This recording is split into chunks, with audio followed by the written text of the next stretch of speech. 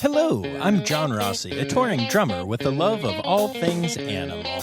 When I'm on the road, I visit as many zoos, aquariums... Hey, wait a minute. What's going on? Hey, what's going on there? Hello? Hello? Hello? We interrupt your regularly scheduled program to bring you Rossifari Zoo news. News you can use from the world of zoos and conservation. Every week, we bring you breaking news and analysis from around the globe, featuring the animals you love and the people who care for them. And here's your anchorman, John Rossi.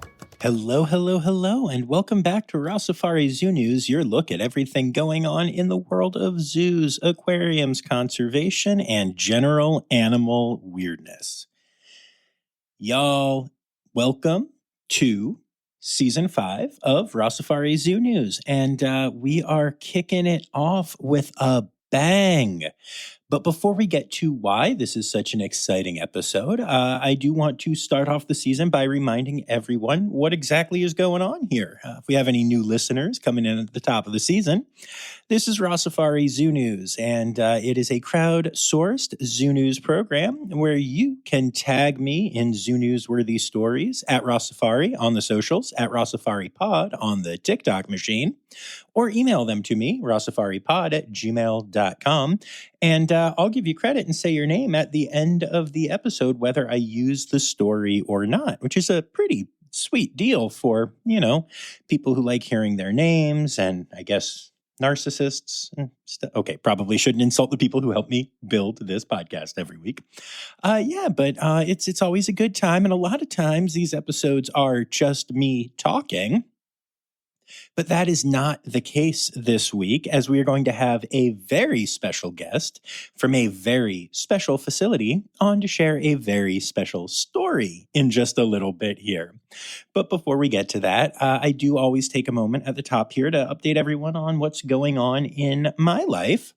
And for those that have been listening, you know that I am currently in New England.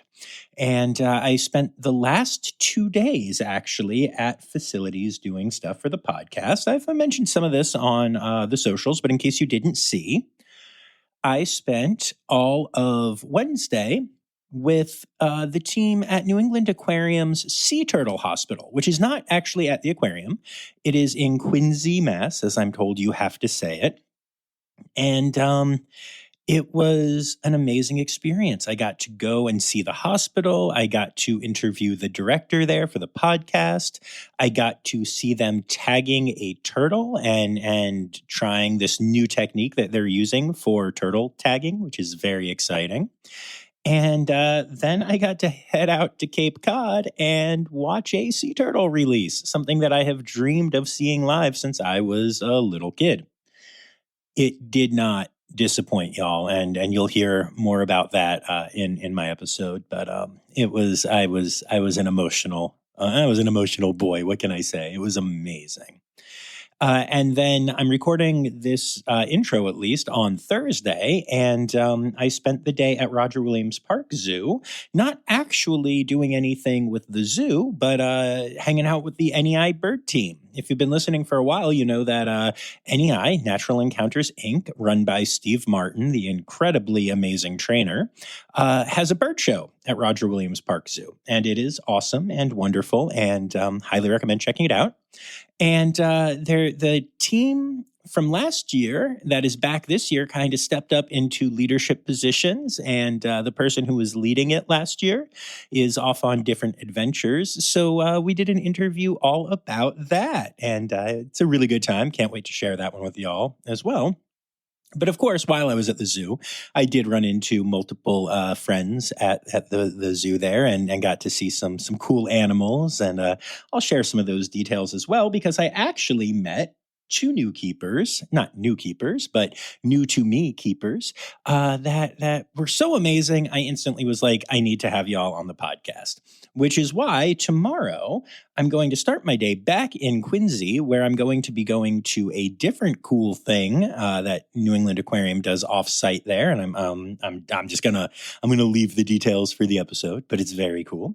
And then once I'm done with that, I'm going to head back to Roger Williams Park Zoo to hang out with my new friend friends. And after the zoo closes, we're heading to a food truck festival.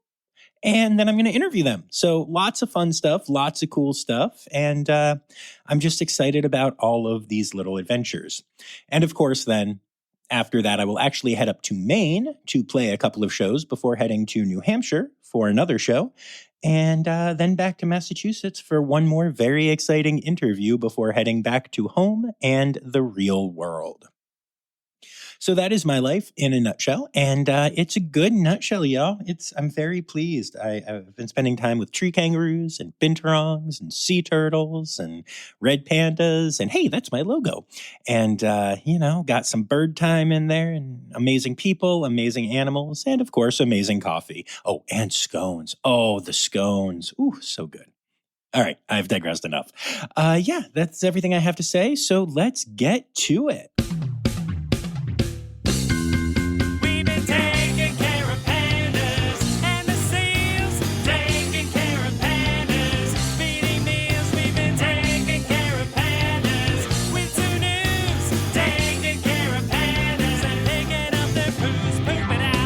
All right. So I mentioned that we have a really big story and we have an exciting guest on for it. And it's going to be our headline story this week.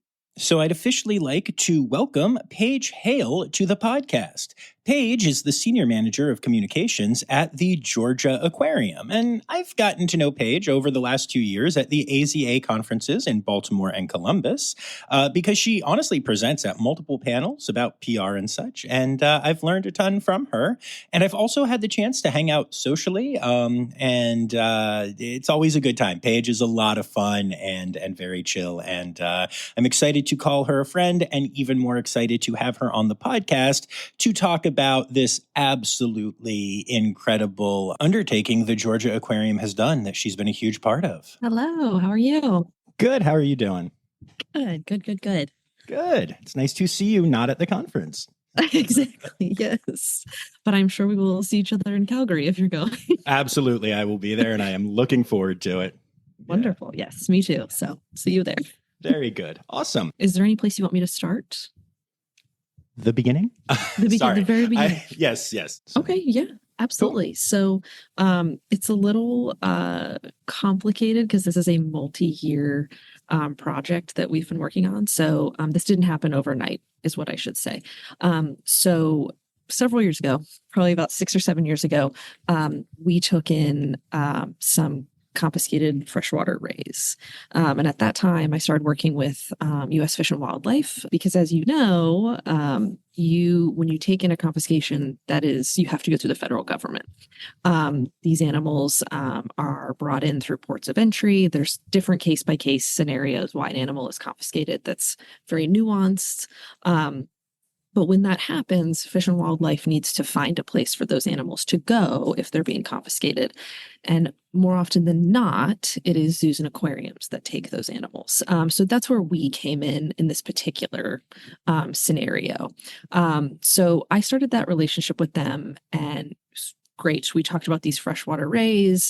They are on exhibit at Georgia Aquarium still to this day. If you visit us, they are upstairs. You can see them. And they serve as an ambassador to their species. And people can see they came to us as about the size of a ravioli. And now they're, they're much bigger now. So it also goes to show that they need a place to grow and thrive if they're not able to be sent back to whoever was bringing them in, or Fish and Wildlife, et cetera, et cetera. So right around COVID time, I started to get more information and more calls of, hey, we have to go to the airport. Oh, we have another confiscation. And I had a relationship with Fish and Wildlife. I knew, okay, not every single one of these confiscations you're going to tell the story or talk about, because it's a legal matter. You can't disclose a lot of this information, and rightfully so. A lot of the times it's just paperwork or permitting issues, and everything comes out in the wash. Not always is it nefarious, as some people think. I was in my office, and our director of fish and invertebrates came in and said, we have to go to the airport. There's another coral confiscation.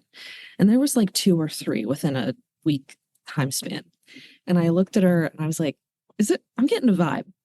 Like, there's a vibe. Like, why are we getting so many, right? And I had been talking with the Association of Zoos and Aquariums, the Wildlife Confiscation Network, which is launched in Southern California, and they're hoping to do that in the Southeast region.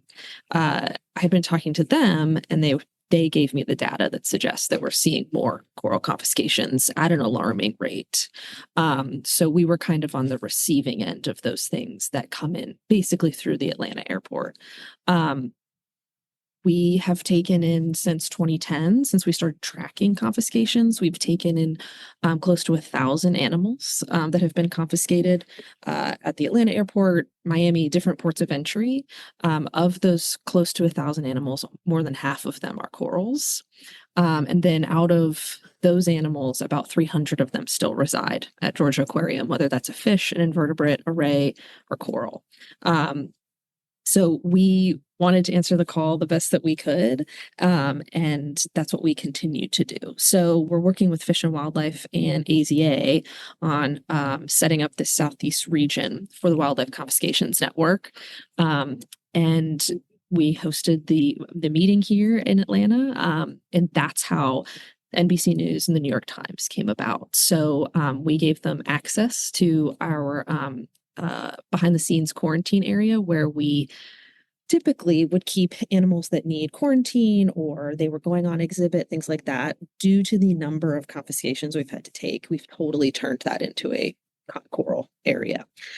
So we gave them access to that, and they got to talk to some of our aquarists about the threats that coral face, why we're seeing so many, what we think is happening, and what happens when a confiscation call comes in, and how we are involved. And really, our role is immediate care and triage. So when we get the call, we want to get there as quickly as possible and see what we can do to get those animals into clean water, a new system, et cetera. And they don't always stay with us. Sometimes they go back, they go to other zoos, they go to other aquariums. So we basically serve as like a foster family for them, if you will. And that is what I tell people, that work of confiscations or being a midway point for an animal that needs care is intrinsic to the value system of accredited zoos and aquariums. We don't want, if an animal is in need, we don't want to walk away from that. And the example we always use is if we got a call that a shipment came in with 1,000 corals, we would try to take all of them. I don't think we could. I don't know. Let's ask Fish and Invertebrate if they have that much space. But we would at least try to find them homes. And that's also what this Southeast region with the Wildlife Confiscation Network is hoping to do. So if a call comes in and we need to find multiple locations, we can do it efficiently and we can do it very quickly to get those animals where they need to go. So that's kind of the long and the short of it. But it's something we want the public to know about too, because you can't see these animals unless they're like our friends, the freshwater rays, who were confiscated and stayed with us. And then once that process was completed, they were, we took custody of those animals and they're here. That's not always the case. So a lot of those times, those animals stay behind the scenes. And so the public would never know about it, but it's still very important. It's still a very important role that zoos and aquariums play. And it's a larger issue, right? Confiscations are not just happening in Atlanta. They're happening at all different ports of entry. And that's an important role of the federal government and Fish and Wildlife. And that relationship is really important for us and other zoos and aquariums too. Absolutely. That's incredible. The whole thing is just incredible. Do y'all have any insight on why, or even just educated speculation on why coral is such a thing right now? Like, I feel like most people don't even know that coral are animals. And the fact that they are so highly trafficked is blowing my mind. All right. We'll be back after this quick break. Hi, this is Kathy Hill from the Indian River Lagoon National Estuary Program. We're all about restoration projects in progress this season on One Lagoon, One Voice. Learn about the great strides the lagoon community is taking to restore and protect the Indian River Lagoon.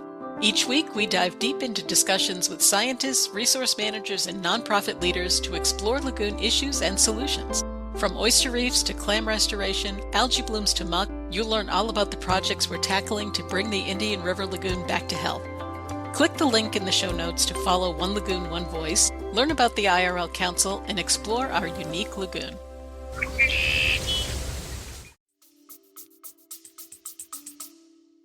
Yes. So first and foremost, definitely an animal. This is my favorite fact, right? They're not a rock. They're not a plant. They support close to 25% of marine life. Coral ecosystems are incredibly important. To hit it home for people in the United States, they protect us from a lot of storm surge. Because that's a lot of questions we get is like, okay, it's pretty, but how does it affect me? Well, when there's a really bad storm, coral is your barrier, right?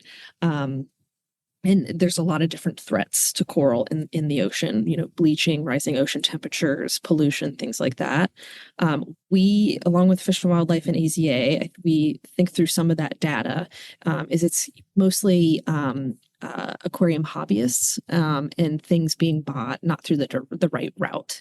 So that there's a very careful delineation there. You can be a coral and aquarium hobbyist. That we encourage that. We want people to be inspired by the ocean and aquatic life and have that in your home. That's something that's really interesting. That's totally legal, totally fine.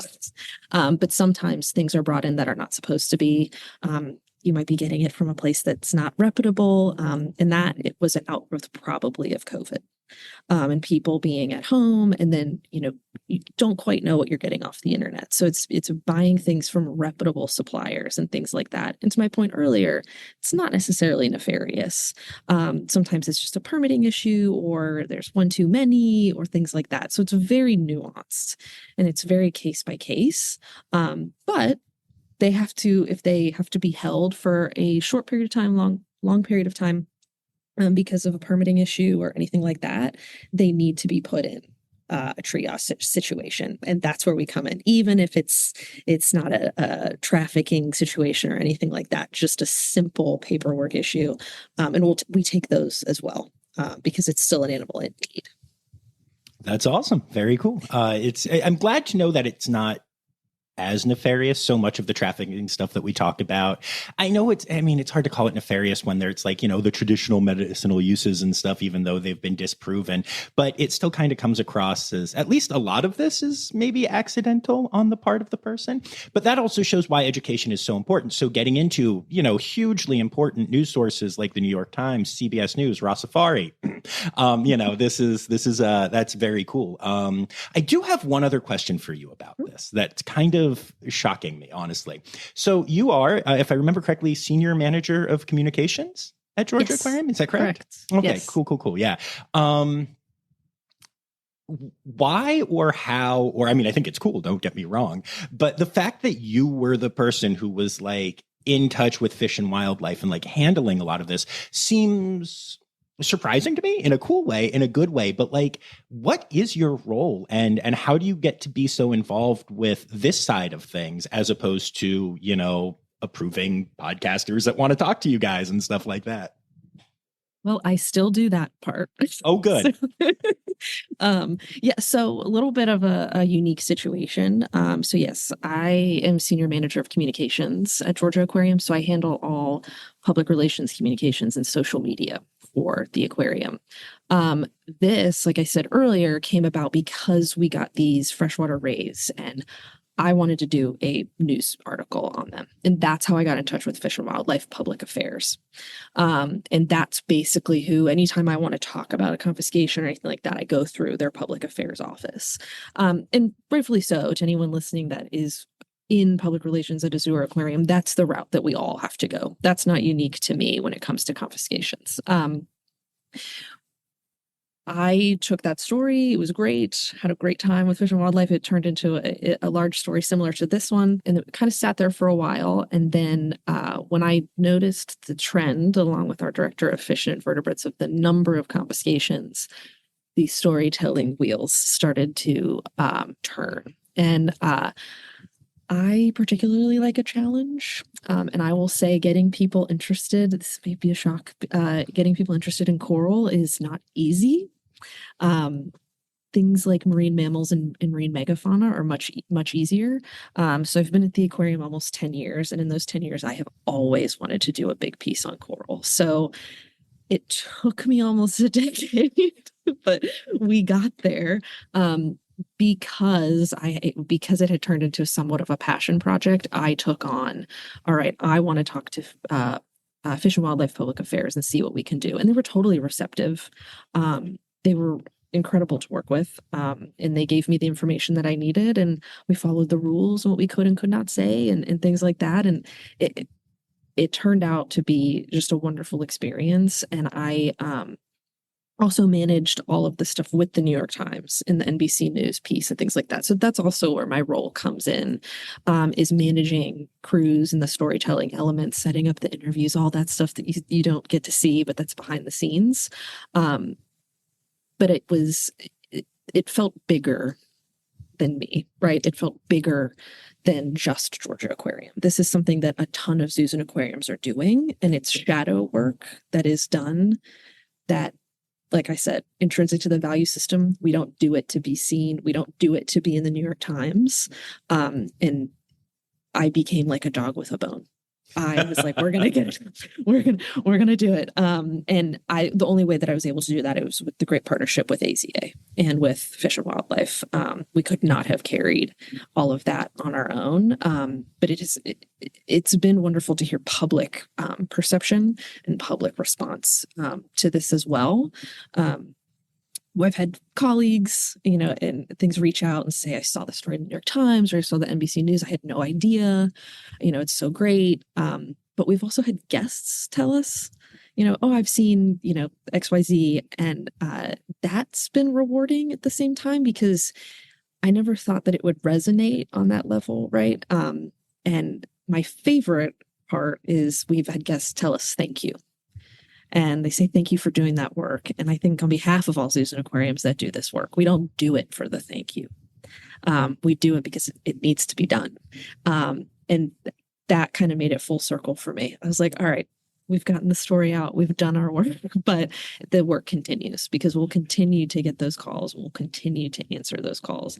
I may not be involved. Maybe we'll see, maybe again, but it was incredibly important to me and to the brand of Georgia Aquarium to show that this is much bigger than us. And that's why I kind of took the lead, so to speak. All right, we'll be back after this quick break. What if I told you scientists discovered 100 new species in the deep ocean? Why did crocodiles survive extinction? Megalodon. How did it go extinct? Hey, it's me, Forrest Galante, wildlife biologist. You might know me from Joe Rogan's podcast or my various TV shows like Extinct or Alive and Shark Week. Join me and my friends as we dive into the wild world of animal anomalies and everything wildlife. Don't miss out. Click here to uncover these mind-blowing animal mysteries. That's awesome. That's really inspirational for me, too, because as a person who's, in this world as a storyteller, to see that turn into such big action, I think that's really cool. And I always, because I have great relationships with a lot of PR people at zoos and aquariums now, thanks to the podcast. And I always encourage them to push more of these stories, because like you said, you're not doing it for those reasons. But if the public doesn't know that that's happening, then when they do hear the anti-aquarium, anti-zoo crusaders going off, they don't have the response of, well, did you see this? This is cool. And I think getting it out there to the wider public is very important and equips them, which is awesome. I think we need more of that. I always encourage that. So thank you for being that dog with the bone, and congratulations on not just the amazing work, but turning such a passion project into such a success. It's very cool, Paige.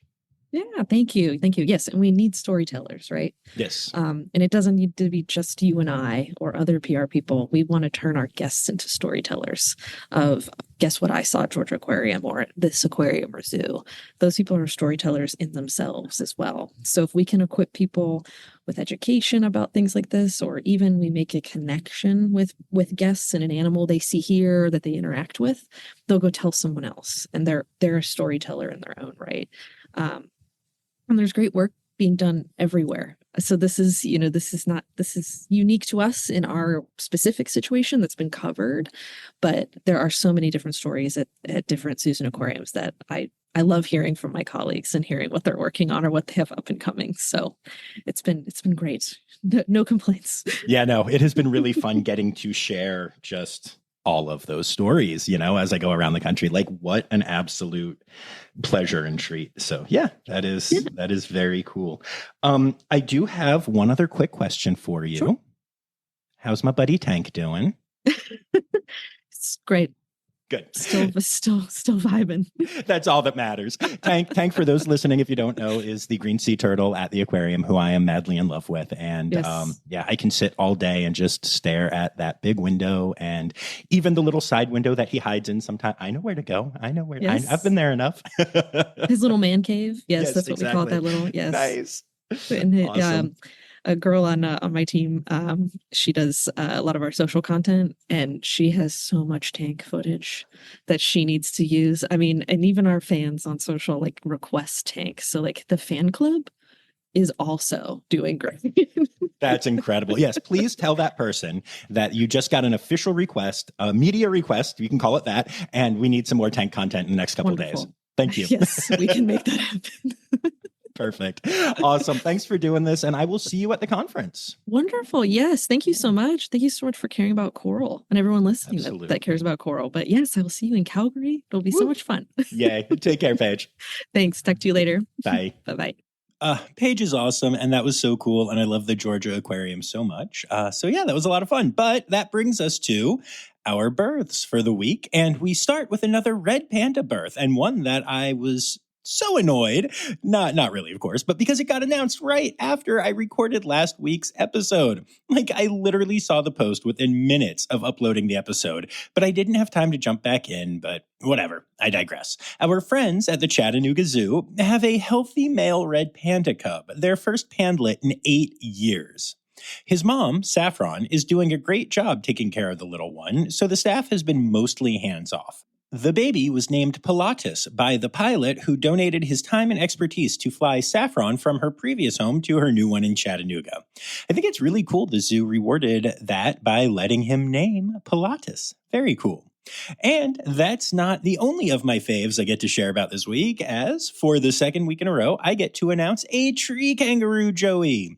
Zoo Miami has announced the birth of a Matchie's tree kangaroo, which is now old enough to be peeking out of Mom Poppy's pouch. I am obviously so excited. Disney's Animal Kingdom has announced the birth of a Hartman's Mountain zebra foal, or zeeblet. The baby is already visible with the rest of the herd, usually hanging close to Mom Juno and Sister Cricket. The Pittsburgh Zoo recently shared a really cool story about a penguin chick named Hattie. Hattie is a macaroni penguin, and sadly her parents decided to discard her egg. The team at the aquarium stepped in and took care of the egg until it hatched, at which point she was placed with adoptive parents. The parents who were deemed most likely to do the best job raising her were a bit of a unique choice, as they are Gentoo penguins. Now, remember that I mentioned that her name is Hattie? That's actually short for hat trick because a player scoring 3 goals in hockey is called a hat trick, and Hattie had 3 successes to get where she is today. Conceived by one set of parents, hatched by humans, and now raised by another set of parents of a different species of penguin. What a fun story. And again, it just shows the amazing work that these facilities will go to for their animals. Speaking of penguin chicks, Shed Aquarium also welcomed some new penguin chicks, although admittedly with less drama than in the previous story. 2 southern rockhopper penguins hatched just days apart at the aquarium, and both are being raised by their biological parents. Congrats to Shed Aquarium. Our friends at the Duke Lemur Center have announced the birth of 2 sets of mouse lemur twins. Moms Teasel and Azalea gave birth to Artemisia, Sweet William, Peanut, and Macadamia. Manor Wildlife Park in Wales has announced the birth of a Sumatran tiger cub named Zaza. She's the first tiger ever born in Wales, thus making her only slightly less surprising than if she had been a tiger born to Wales. Oof, I'm sorry, That one was genuinely bad. I apologize for that. But hey, yay, Welsh Tiglet. And then last but not least in births this week, Zoos Victoria have welcomed a koala joey that is now popping out of the pouch at their Healesville Sanctuary location. It's always so funny announcing marsupial births when the animals were technically born like 6 months earlier, but almost no one got to see them. Speaking of which, I know of another marsupial birth that I can't tell you about yet, but I'm already really excited to do so when I can. And then that brings us to our deaths for the week. The Hertfordshire Zoo has announced the passing of Moto, the male lion who has called the zoo home since 2011. He was 17 years old. Moto was one of the most popular animals at the zoo, and his passing will leave a mark on the people who cared for him and those who visited him over the past 13 years at the zoo. He will be missed. The Dallas Zoo has announced the passing of Jada, one of the male African painted dogs who called the zoo home. He was 7 years old at the time of his passing. Acute renal failure appears to be the cause of death. Jada was the alpha of the small pack at the Dallas Zoo, and as such, the zoo is providing extra enrichment as well as paying extra attention to the remaining members as they adjust to the loss. The Chester Zoo in the UK has announced the sudden death of one of their elephants, and for once it isn't related to EEHV. Instead, the 20-year-old female named Sundara Highway had her intestines twist. The veterinary team rushed to help, but it's an illness that is very hard to treat in elephants, and sadly they were unable to prevail. And yes, this is twisted intestines, which you hear about more in like dogs, but can happen to, almost any mammal species, including humans. And sticking in the UK for a bit, the Big Cat Sanctuary has said goodbye to Cara, their female Pallas Cat. Sadly, she was suffering from renal failure, despite the fact that her kidney disease had been medically managed successfully for many years, and eventually she passed away. Cara was known for her big personality and her ability to make life challenging for her keepers in the cheekiest way possible. She is greatly, greatly missed. And last but not least in this section, the Calgary Zoo has said goodbye to Baffin, their 7-year-old male polar bear. Baffin and Siku, his longtime companion, were sparring in the pool, and the sparring match ended with Baffin not resurfacing. A necropsy showed that he drowned after suffering a crushing injury to his trachea. It seems the injury caused Baffin to lose consciousness underwater and thus drown. In all other ways, the team that performed the necropsy, which was the zoo's veterinary team, but also included an independent pathologist, found the bear to be in perfect health. The keeper team is obviously devastated, and the zoo actually closed the following day to allow them and the rest of the staff to grieve in peace, sending all the love and condolences. And moving on from births and deaths, we get to the rest of our zoo news section. We're actually going to start this section off with a follow-up on the leadership crisis the San Francisco Zoo is experiencing. Now, you may remember I went into great detail about this problem back on my April 19th episode of Zoo News. If you haven't heard it yet, it's worth going back to right now.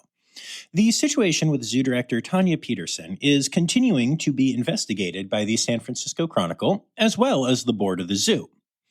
In an update to earlier reporting, the Chronicle has identified 8 more friends and family who received special benefits due to their connection to Peterson. And one of them is really strange and worth sharing. So back in 2021, a local blues artist without any real following released a tune that was basically a love song about his girlfriend hanging out at the zoo. It was called See My Baby and included lyrics like, "She spends her days at the local zoo, knows what the monkeys do. Nothing's gonna stop us from misbehaving when I get to see my baby tonight." The song became the official radio jingle for the zoo, and that free advertising helped Dayton raise over $9,000 to record and produce an album. The zoo did not pay for the rights to the song, but did promote it and Dayton in general and some of his other music on their website and YouTube channel. Well, the song, See My Baby, The baby in question is zoo director Tanya Peterson, who was then Dayton's girlfriend and is now his wife. And that's just one of many examples the Chronicle has uncovered since the last time I spoke about this. The union that covers the keepers at the zoo had a vote of non-confidence in Tanya that passed with 97% approval. 97%. I don't even think Taylor Swift has a 97% approval rating. Anyway, I don't want to dwell too much on this problem again, but as I mentioned back in April, I've spoken directly to many former and current keepers about the problem at the zoo, and it is very real. And the thing that really gets me about it, let's just say for a second that Peterson is right, just for a second, and that she is doing nothing wrong, and the fact that giant pandas are heading to San Francisco is proof that she should be the director now and forever, and she's just awesome. Well, even if that is technically true, 97% of the keeper staff disagrees. Negative publicity that is well vetted is being produced regularly from the San Francisco Chronicle, which is a paper with a great reputation. This isn't just like comments on Facebook, you know? Why would you want to stay in that position? Right? The best case scenario here is that 97% of the people who care for the animals you are ultimately in charge of have no confidence in you. And honestly, that's putting it nicely. The word hate gets tossed around frequently when talking to people directly about the situation. But yeah, and you are bringing constant bad press to a facility and industry that has enough ill-informed detractors already. It is enough. This clinging to power is honestly really tough to see. I hope this gets resolved and gets resolved soon. All right, so enough about that. I hate being negative, and we do have some other sad stuff coming up. So I need something positive here. Let's see. Nothing makes people happier than dogs, but this is zoo news. Oh, wait, I have a zoo news story about a dog. Woohoo! A British organization named Dogs for Wildlife trains conservation dogs that head into the field in Africa, but they want to make sure the dogs are ready for the sights and smells they will encounter there before heading to the continent. As such, they recently took two of their dogs, a 2-year-old Cocker Spaniel named Fudge and a 15-month-old Fox Red Labrador named Rocket, to Yorkshire Wildlife Park, where they got to become familiar with the sights and smells of leopards, rhinos, giraffes, and zebras. Once fully ready to go, both dogs will be working with teams trained to help prevent poaching, and Rocket will also be working as a detection dog at airports to help prevent wildlife smuggling. And part of that training was getting to hang out at a zoo. Pretty cool. Next, we move on to a couple of sad stories about red pandas. The Toronto Zoo recently announced that Sakura, their recently arrived 10-year-old female red panda that just gave birth to 2 cubs, has been showing neurological symptoms that are concerning enough for the zoo to have taken her to the wildlife hospital for an examination. When not being treated, she is still taking care of and bonding with her cubs and is doing a great job raising them.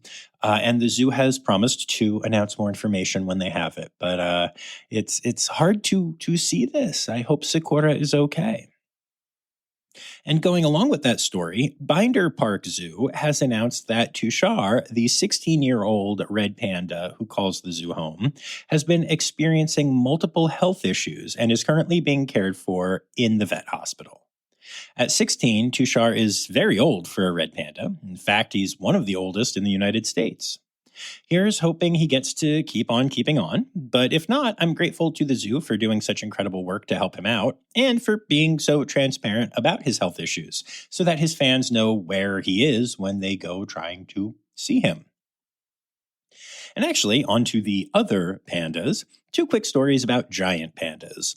First of all, Zoo Atlanta has announced that both Yalun and Lunlun are experiencing their annual pseudo-pregnancies, meaning they are more likely to be hanging out in their behind-the-scenes dens for the next few weeks. Also, the San Diego Zoo has announced that the giant pandas that just arrived from China will be visible to the public on August 8th. And last but not least, in zoo news this week, the Cincinnati Zoo received a truly beautiful red fox that was taken in by an Ohio wildlife rehabilitator after it was found abandoned in a box at an apartment complex. The fox in a box? Anyway, will be living behind the scenes for a while, but has been added to the ambassador animal team at the zoo and will soon be doing random encounters around the zoo. Check out at Cincinnati Zoo for pics because this is a gorgeous fox that has a lot of red and a lot of black coloring. It's just a stunning animal. And that brings us to Conservation news time. Oh yeah. All right, so we are running very long here as we are just now hitting conservation news. So I'm going to do one quick story here and then skip to our animal holidays and say farewell because lots of life is happening right now. But for that story, if you're wondering what to do to see animals in San Francisco, if you're conflicted about visiting the zoo with its current leadership issues, and let me be clear, you shouldn't be. The zookeepers do amazing work and the animal care is incredible, but I needed a good start to this story.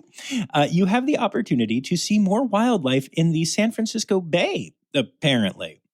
In particular, a variety of different types of whales and other cetaceans have been visiting in unprecedented numbers. Now, back in the 1970s, it was actually hard to find any cetaceans in the bay, but now it's very common to find harbor porpoises, gray whales, humpback whales, and bottle-nosed dolphins. And conservationists agree this is a very good or very bad sign. They just don't know which one it is. See, it is very possible that this represents the rejuvenation of an ecosystem these species left and are now returning to. And it's also very possible that it represents them trying to find new spaces to live as they run away from their usual habitats, which have become more degraded and polluted and changed temperature, and all the other bad stuff that comes from humans and climate change and all that jazz. It's definitely something that will be continued to be researched, and it's complicated by the fact that the answer could be all of the above. The nuanced differences between the species could ultimately mean that, for instance, bottlenose dolphins are returning to the bay because their food sources have repopulated the area because of conservation efforts, while humpback whales have been fleeing climate crises and are heading to the bay for that reason. It's hard to say. So it's just too early to tell. And this is obviously something that researchers are going to continue to look into, and that's very important. But I think it's such an interesting story to highlight, not only because it's important conservation news, and that's what the segment is called, but also because it just shows how even every thought needs to have so many other thoughts, and there's so much nuance to all of this. When I first read that cetaceans are showing up in the bay, I was like, oh, cool. Yay, more whales and dolphins and stuff. That seems good. And it might be, and it might not be, or maybe it's both. And this is what is constantly confronting conservationists. And I find it such a fascinating way to think about this thing that we talk about all the time. But interesting story. We'll definitely keep an eye on it for sure. Oh, animal holidays. Animal holidays. Hey! And that brings us to our animal holidays for the week. And it is July, which is Plastic Free July, National Bison Month, Parks and Recreation Month, and Wild About Wildlife Month. Then for our individual days, we have July 26th is International Mangrove Conservation Day. The 29th is International Tiger Day. And the 31st is World Ranger Day and National Mutt Day. I, for one, will be celebrating Buzz, my favorite mutt, on National Mutt Day. Yay! And then we actually start August this week, which is Asian Elephant Awareness Month, National Catfish Month, National Parks Month, and August is for Antelope Month. So many months this month. And then August 1st is Marine Protected Areas Day and Manga Bay Awareness Day. And that's it. That's how far we're going to get until I talk to y'all again. So those are your animal holidays for the week.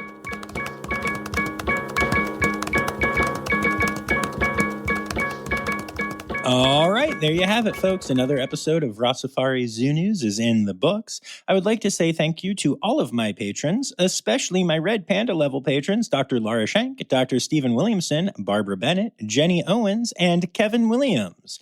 And remember, you too can support the pod for as little as $3 a month by going to patreon.com/Rossifari.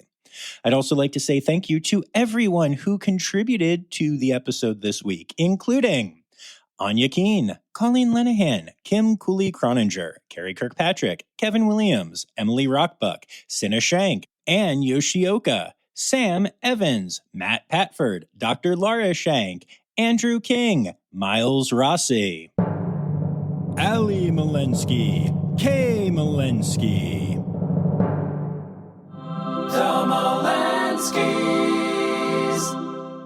Jay Meredith, Tiana, Lizard Dunlevy, Dr. Zoe Rossi, Jen Torpy, Elizabeth Charles, who's not going to yell at me this week for doing this, and last but not least, Anna McEachran. Thank you all so much for contributing to the episode, and thank you to Taylor Isaac Gray for working with me on that incredible Malenskys theme. Amazing. Y'all listen to this podcast. That's insane to me. But hey, whatever. I make it, so I'm even more insane.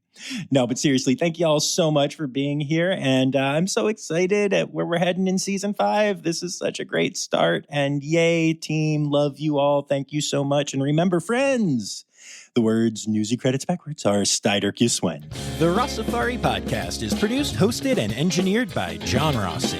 Editing and fact-checking by John and Dr. Zoe Rossi. Our theme song is Sevens by Nathan Burke, performed by Nathan and John. Interrupting John theme and additional voices by Taylor Isaac Gray. You can reach John directly on Instagram and Facebook at Rossifari or by email at rossifaripod@gmail.com. Rossifari is part of the Daydreamer Media Network.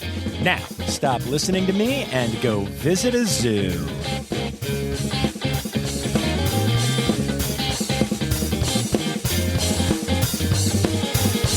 And last but not least in this section, the